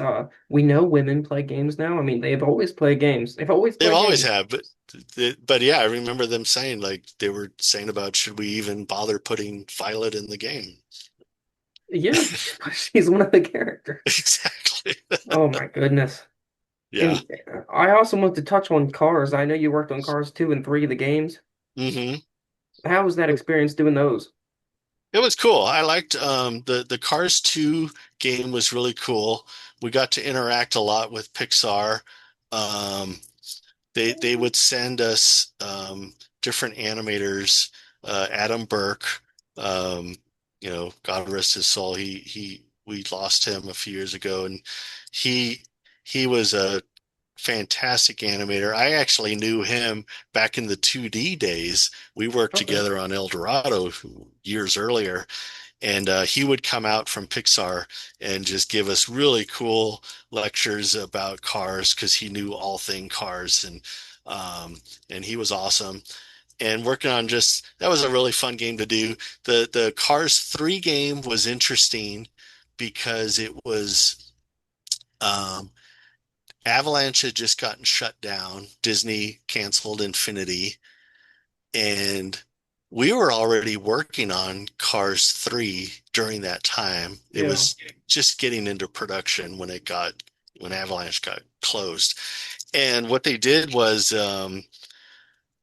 we reformed under WB because we had this core group of people at Avalanche that had been there for years and years. And they thought this is still something valuable. You have all these developers that all live here. And we started talking to different publishers about let's form another studio. And so we ended up making a deal with Warner Brothers. They purchased Avalanche. We kept our name.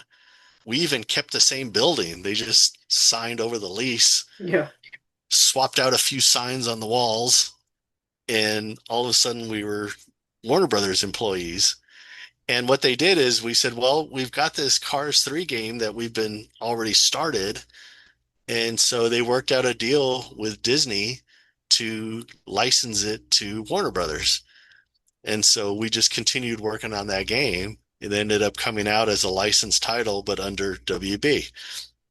And so it was kind of interesting that way, where we were able to continue on a little bit of what we were doing with Disney, but now with Warner Brothers. And then at the same time, they started working on the Hogwarts Legacy game, um, which was I apparently just became a monster. Like it was Yeah. just a huge. I didn't anticipate that at all. I worked on Hogwarts for about 6 months, and then that's when I quit Yeah. because it was a giant game, um, and it was a huge undertaking. And I'm really happy how well those guys pulled it off because at the beginning it was a little crazy. When they were telling us the scope of this game, uh, it wasn't only that the size. It was our first game with well, aside from Cars 3, it was the first full WB game that we were using an entirely new game engine that nobody had used before, the Unreal 3. We were using our own proprietary game engine all those years with Disney. They had developed their own Octane. Hmm. And when Disney shut down Avalanche, that was part of the shutdown. They owned Octane, so they took that with them, Yeah. even though nobody there knew how to use it because they had made it themselves. Avalanche did. And so WB was like, well, we're going to make this huge game, Hogwarts, but we need to make it on Unreal. And we were literally just like, okay, how do we use Unreal? We need to hurry up and learn this thing. And it was crazy. And it was like, oh yeah, and we want to have 15 hours of cinematics, and it needs to be done in the next, 3 or 4 years.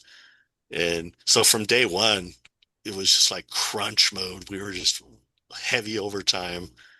And, by that time I had worked on a dozen video games and movies, and, I was just getting old, tired of the grinding. And I remember telling my supervisor, like, man, I'm just getting too old for this. And he's like, well, it's probably going to be like this for the next 4 years. Yeah.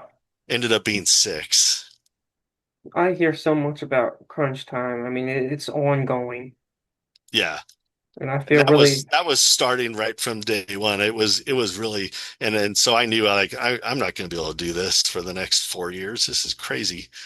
I was used to doing that maybe the last 6 months of a game, yeah, but 4 years of that, yeah.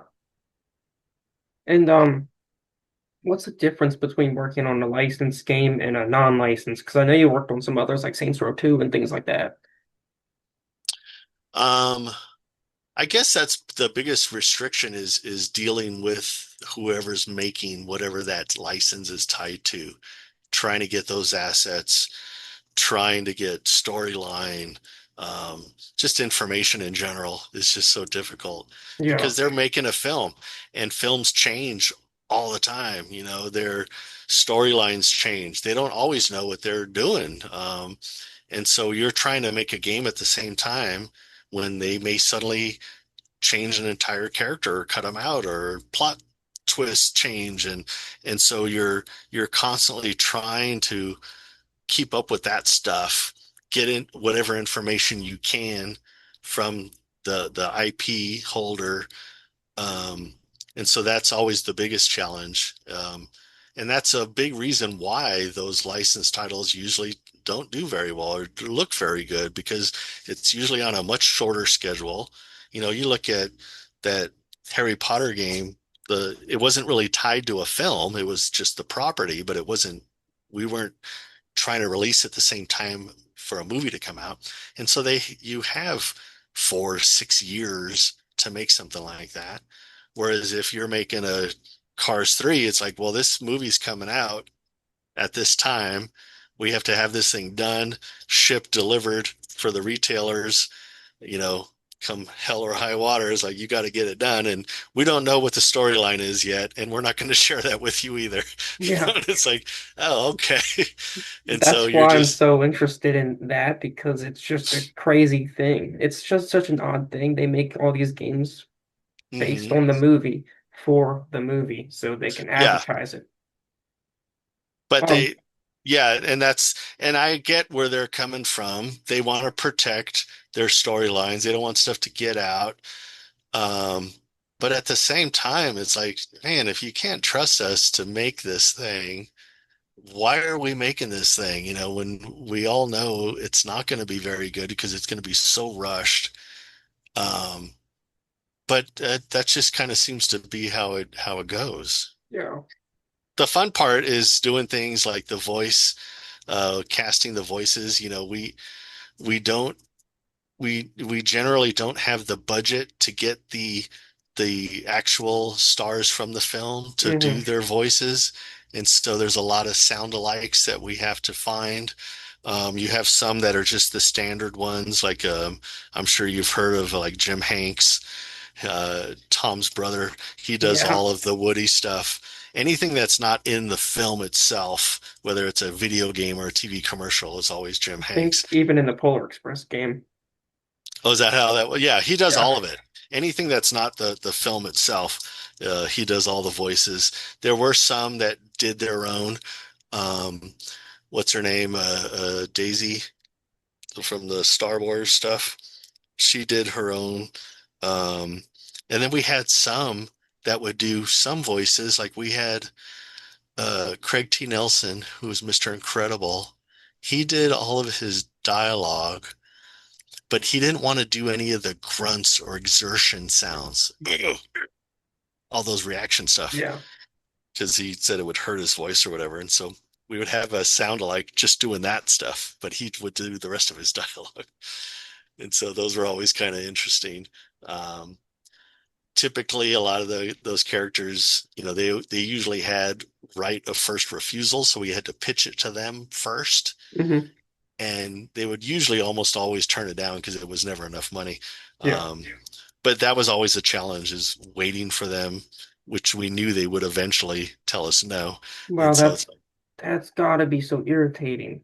You're trying to make the game and you have to wait for so long. Like I for them to, understand, but yeah, just to tell us no. and I bet your eyes popped whenever a few of them said yes, I'm sure. Oh yeah, yeah. We would get a few occasionally here and there. It was like, oh, that's cool. Um, the lead, what's his name? The Lone Ranger dude. He did all of his own stuff, and That's cool that you got to meet some of these people though who actually voiced the characters. I would meet some of them when I was in California, mostly in the feature films for Disney. A lot of those because we were in Salt Lake. A lot of the recording were being done in California, Hmm. and we would our story writers would often direct them via Zoom and that kind of thing. And Okay. so we didn't see a lot of them in the game stuff, but in feature film we did because we were on the main lot.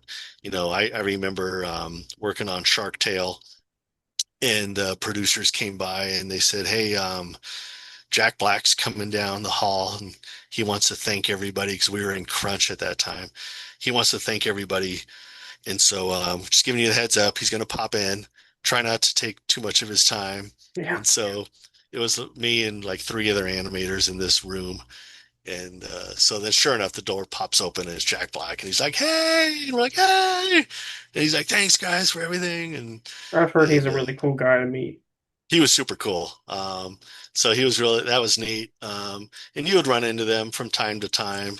I remember seeing on at DreamWorks, they were just starting production of the B movie, and I was getting my soft serve ice cream in the commissary, and Jerry Seinfeld was standing there next to me, and like, "Hey, man."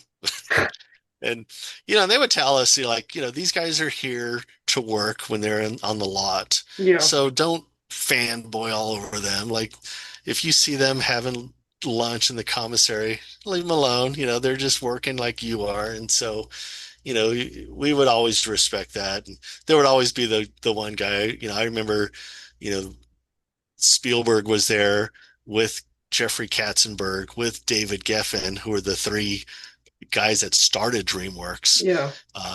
And one of the rare occasions, all three of them were sitting together having lunch in the commissary, and it was like, whoa, there they are. Those are the three guys. And and then there was always like that one dude who would go up. Somebody came up with like a Fortune magazine, and it had the DreamWorks with their three pictures and asked them to sign it. And they're just like, "Oh man, this is why these guys never come here." Yeah. you know. Yeah. And they were gracious enough to sign it, but it was like we would always just be told like, just leave them alone, don't Yeah. bother I them. I understand. I mean that is their job. Same as Yeah, you they're have here your own working. They're job. not doing. They're not making an appearance. They're not at a press junket. They're at a studio doing voice work or whatever meetings they're having. And so we would try to just leave them be. Yeah. Jack Black was cool because he purposely came in to say hi to everybody, and so it was kind of fun. I've heard he's been really good with his fans.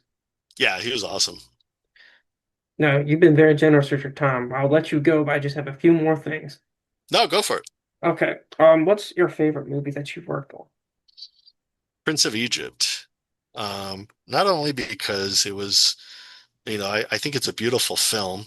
The storyline means a lot to me, and because it was my first feature film that I had worked on, it was really special. It was just such an exciting time. I couldn't believe I was doing this for a living. We were on the back lot of Universal Studios, so it was really cool because we would hop into a golf cart at lunch and buzz around the studio, and where you would see like the tour going by, Universal Studio tour, and there was just a lot of fun stuff, and it was just such a special time, and I didn't know any better, but talking to people because it was my first film, I didn't know what quality it was until I started talking to veterans who'd been in there for a long time. And they would tell me, I remember my supervisor on that film, he'd spent years at Disney, and he says this one is just so far beyond like the detail they're putting into it and the quality. And like, oh, really? And he's like, oh yeah, there's nothing like it. And so it was really cool, to get my first film into something like that was as special as that movie, and to get cast on Moses, which again, he was on the film screen the most, so that team was going to be much bigger than the other teams. Yeah. But I didn't, I still thought it was cool that I got onto that team, onto that character. Um, and so, yeah, I really like that one a lot. Probably Emperor's New Groove is probably the one that's still in constant rotation that we still watch around the house, just because it's just such a funny movie. So I would say that Yeah. one's up there.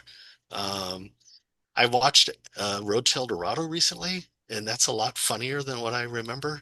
I think it's because you hear Kevin Kline like on Bob's Burgers and Mr. Fish Odor, Yeah, and the hearing his voice now going back to El Dorado is like it's so funny now when I watch it, and so I like that one a lot. Um, yeah, so there was a few of those. cool, cool. What's your favorite game that you worked on? Disney Infinity for sure, just because of the variety of characters that I got to work on, from the Incredibles to the Monsters Inc. stuff to Minnie Mouse. I mean, there was just so many, because we were a small team at the time, you can just put in your requests, I really want to work on Venom. All right, we've got all these Venom scenes or these attacks that he needs motions for. And so having that kind of smorgasbord of characters to choose from was just a dream come true. It's like, dang, we're gonna get Iron Man and we get to work on like just all these. This is gonna be really cool. Like when Yeah, else do you get to animate Spider-Man and Captain America and yeah, oh yeah, and now we've got, the new uh Pixar thing coming out and we get to work on that. It's like, man, it's awesome. You couldn't ask for anything better. I know some people still collect their figures today. I still have all of them. They're somewhere around, but yeah. And the figures were cool. Our character designers just were top notch and they just put a lot into making those things really cool. That was a big fight that we had to put up, um, when we were first designing those, they were really trying to get us to keep them really low budget. They were kind of looking like Happy Meal toys. And it was like, man, this is really lame. And we really fought, our management and our designers. Just like, we want to make these things look cool. Whether you're playing the game or not, we think it'd be cool just to have these on your desk, you No, they're know? literally figures that are kind of collectibles. I mean, they're collectible, you know? Yeah. And it had a really cool aesthetic. The design of them was just super cool. They ended up using those even after Infinity. Disney was putting out little toys of things that were using that same design that we were seeing popping up everywhere. So I was really proud of those, what those guys did with those. Our character designers just did an amazing job with those to see the history. Like they had so many iterations that they were putting out of different looks until they finally got it down to that look. And I just thought it was so cool. Just like, dang, this thing really looks awesome. This Yeah. Darth Vader, the way they did that and was super cool. There's a whole thing with the Darth Vader character. I remember because if you remember the Disney Infinity figures were all a matte finish. They weren't Hmm. glossy. And I think I still have it up there. I'll have to find it. We put out the Darth Vader figure and it had the matte finish, the whole thing. And LucasArts came back and they said he has to have the gloss helmet. It's Darth Vader. His helmet has to be glossy. And we went back and forth with them and they eventually won, which I thought it was a good call because it is Darth Vader. Yeah. And so the cool thing is though, is they produced already a couple hundred of these matte finish ones, and they were all packaged. In fact, I'll show you real quick. Okay. So this is I don't know if you could see them in there. I can kind of see them. Yeah, yeah. Let me turn the light on. So this is the matte finish ones that they made, Oh, and that is awesome. they never sold them because LucasArts won out and they put out the gloss finish helmet, but the figure itself has the matte finish. And so they didn't know what to do with these. And so our management gave them to us. All the employees got them. And so it's kind of a fun little collector's thing. No, that's awesome. I can't believe they actually let you have that. Yeah, they gave those out. So it was kind of cool. They told us all like we don't want to see these on eBay. Oh, I think yeah. they're I think they're on there now, all Oh, these I'm years sure later. they are. I'm sure they Yeah. For a lot of money, I'm sure. So that was one of those fun little things. And there was a lot of that stuff that went on. So I'm just, I mean, I don't know if you know, does that actually work? Like if you were to put up the portal or something? Oh, it would work. Yeah. It's got the little chip in there. Here's the thing, and I think people know this by now. All the content on Disney Infinity was always on the disc to begin with. All of Yeah. those things did was just unlock those features on the disc. Yeah. And so it was a total, it was a nice little marketing thing. Yeah. You're buying Darth Vader thinking, "Oh, I now have Darth Vader in my video game." He was there. This just opened him up. And so it No, was because a I mean, little, that's how it has to work, you know? yes.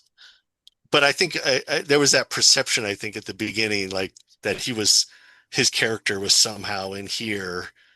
And when you put it on the reader, you could now play his content as if the Yeah. content was in there.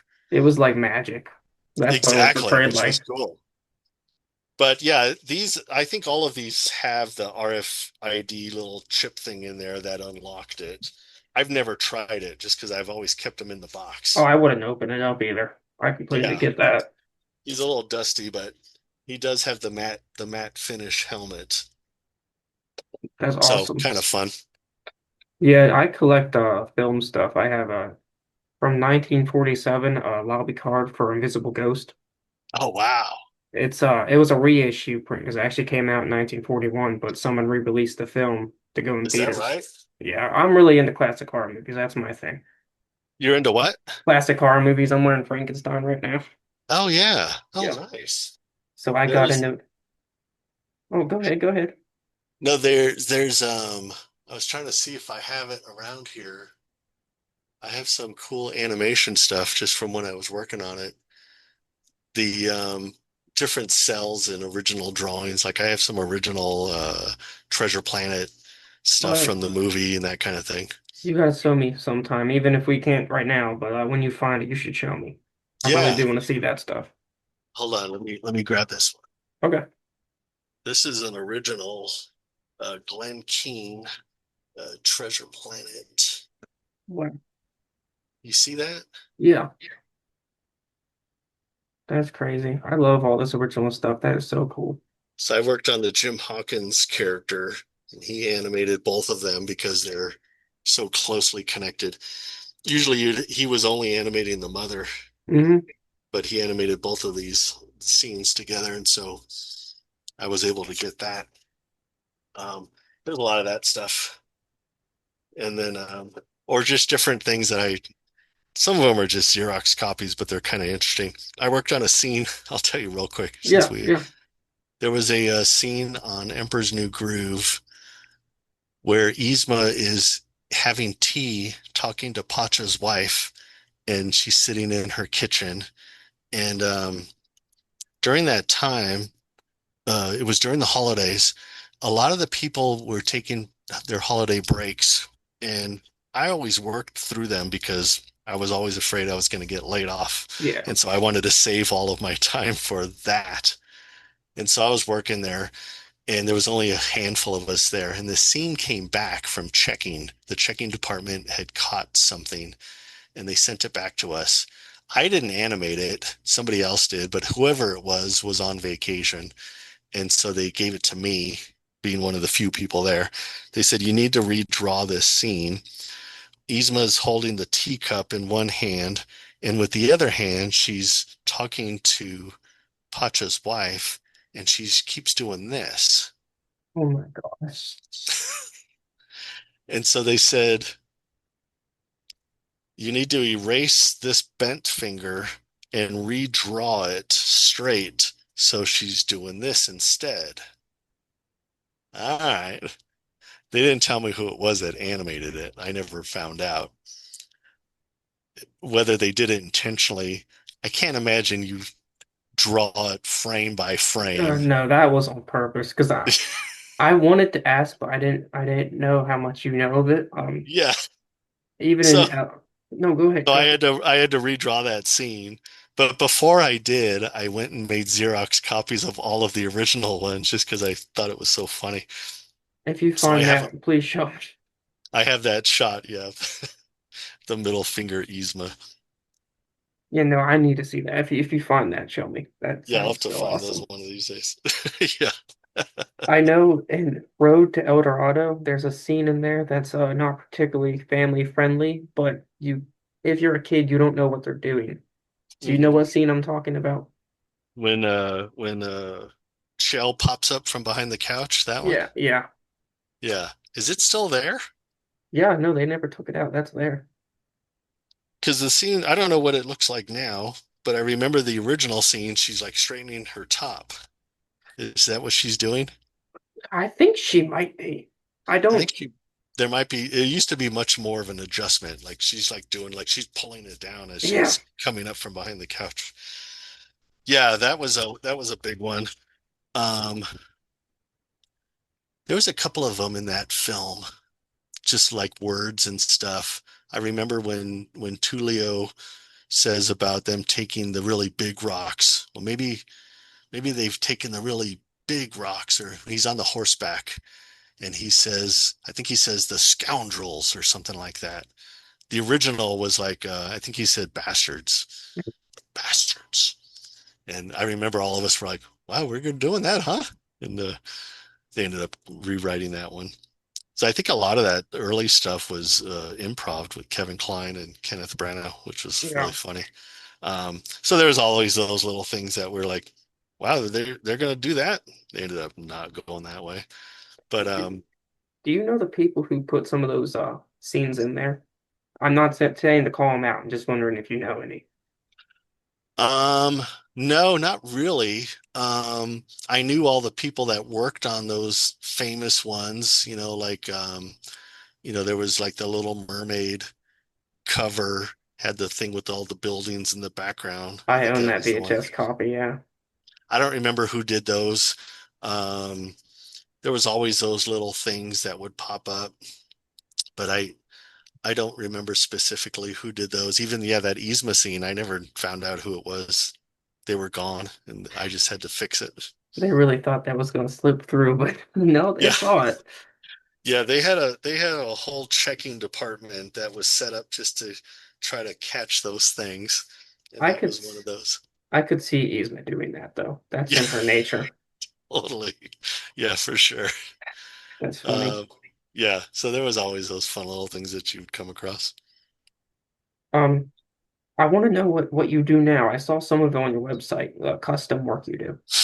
So after I resigned and I started going full time, just doing my own thing, part of that was having all this free time to now just draw whatever I wanted. Um, somebody had asked me, I think it was my nephew. He's like, "Hey, can you draw me a monster truck like you did when I was a little kid?" He's like he's probably in his 30s now. Yeah. And I was like, "Oh yeah," because he's just wanted to be nostalgic. And I thought that'd be fun. I haven't drawn one of those. So I drew a monster truck. And then that just kind of sparked this memory in me like, man, I remember being a little kid drawing the Rat Fink stuff, the hot rods. And so I started drawing some of those and posting them online, and they were getting some attention.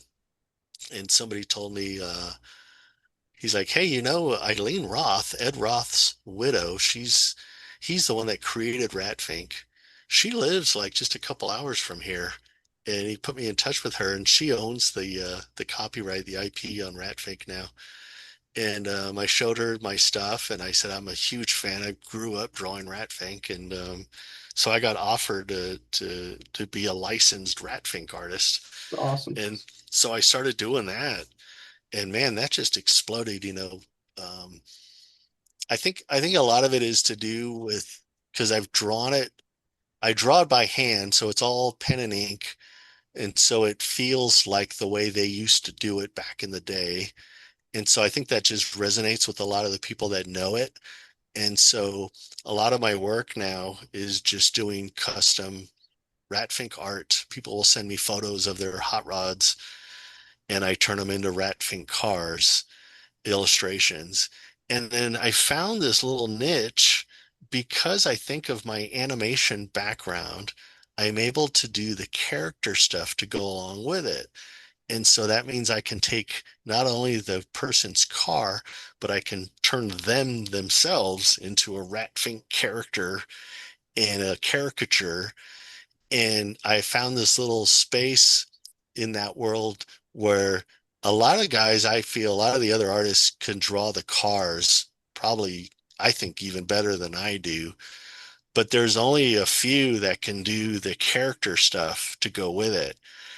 And so I think because of my background, I'm able to incorporate that. So I sometimes I'll get referrals from other hot rod Radfink artists, and they'll say, "Hey, I have this client. He wants his car done, but I can't do the faces. Would you want to take this?" Certainly, I'm thankful for that. And so that's kind of become my thing. And so with that, I've turned it into this Ratfink world, but I can do place people with it. And so I've gotten to do some gigs with people like Foo Fighters and Alice Cooper, car builder types like Counts Customs and Evil Knievel, because they want the Ratfink stuff style, but they want it to look like them also. Yeah. And so that's been a kind of a nice little thing that I've carved out, is doing that stuff. I saw one of them, Nedry from Jurassic Park. I thought that one was pretty cool. Oh yeah, that's fun. Yeah. That one actually started as the original was I was doing it as Newman driving a mail truck, Yeah. which was a Jeep. And that was my original idea. And so I drew it up that way. And when I finished it, I think somebody had commented on it about it looking like the guy from Jurassic Park. And I was like, holy smokes, he's even in a Jeep. It's Yeah. the same vehicle. So I repainted it using the same illustration and it became that. So it was kind of a funny little accident. That's awesome. Yeah. Is So yeah, a there lot of my work is doing that kind of thing. So we do a lot of car shows. We travel around, my wife and I. It started out with Comic Cons. We were traveling around doing a lot of Comic Cons because of my animation background. And then once I got the Hot Rod Ratfink thing, it just kind of took over. And so we kind of switched gears, and now we do mostly car shows, hot rod shows, and that kind of thing. But it was originally with the Comic Cons.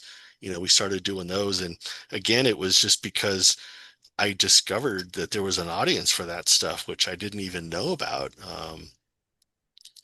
And so we started booking those because early on when I was first starting doing the Comic Cons, I was, kind of doing what most artists do. I would pay for the booth and the hotel if we were out of town.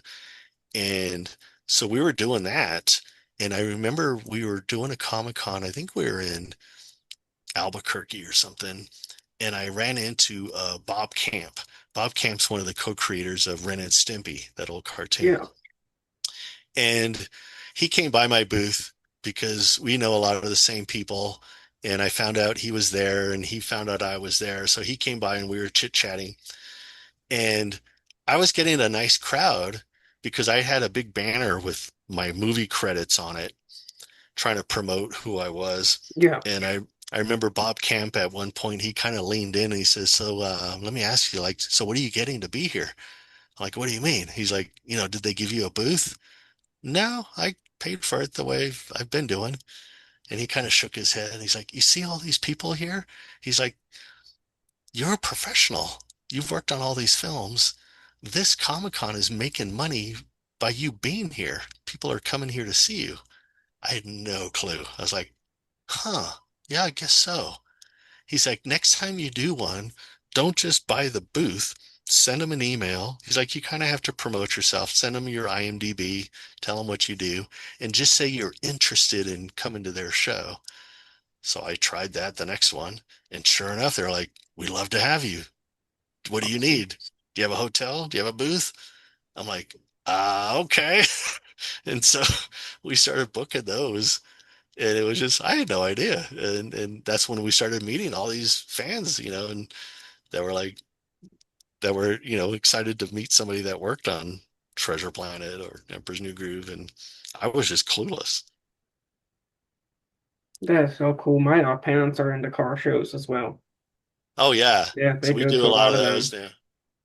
we've traveled all over the place, from outside of Salt Lake here. We did Autorama in Detroit and Wisconsin, and we did a thing with Don Garlett's old time drag racer down in Ocala, Florida. And so yeah, it's been cool. So that kind of became the thing, I ended up resigning in 2017 from Warner Brothers, and we just started doing this full time. And so that's what I do now. I have a website and I have different merch, prints, and t-shirts and that kind of thing. And then a lot of my work is just doing custom commissions and that kind of thing. Yeah, go ahead and plug in your stuff so everyone knows. I want them to know about your stuff and Yeah, where to find it. you can find it. It's artofthomasestrada.com. And if you just look up Thomas Estrada, just a Google search, you'll see all my stuff. It's a lot of custom nostalgia type things, a lot of old TV shows and movies. Um, but yeah, you can see it all there on the website or social media. You can find Thomas Estrada just about anywhere now. Awesome. Before I let you go, is there any way I'm able to get a signed copy if I buy one off your website of one of your prints? Absolutely. Yeah, just hit me a note. I think there's a little place when you purchase them, there's a little comments section. If you put it in there, just requesting a signature, yeah, I'd be happy to, man. Okay, cool. Because I saw one of the Emperor's New Groove one. Oh That yeah, would be cool. yeah, yeah, for sure. And Yeah, you man. really hand draw all these and then you paint them. That's so cool.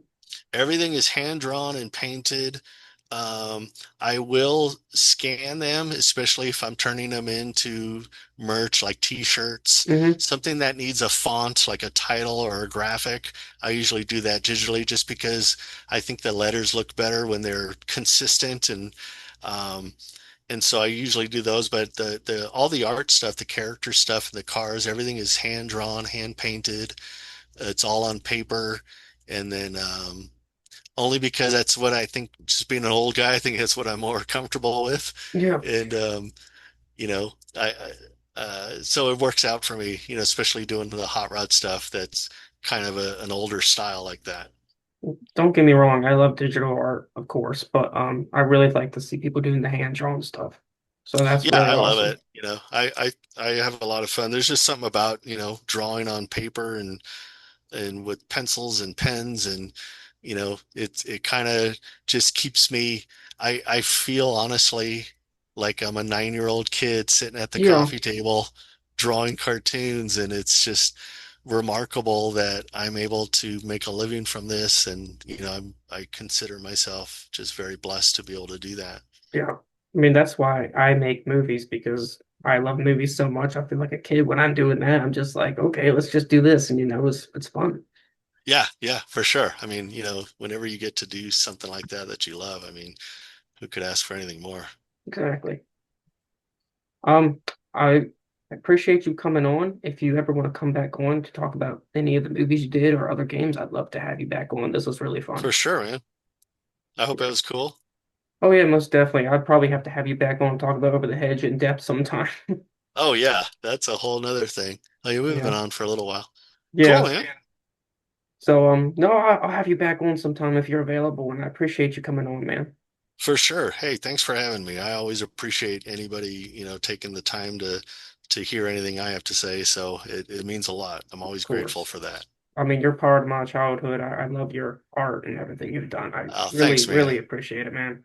Right on. All right. We'll be in touch. Yeah, you have a great one. Thank you. Yep. Thank you. Talk to you soon. Talk to you soon. All right. Bye now.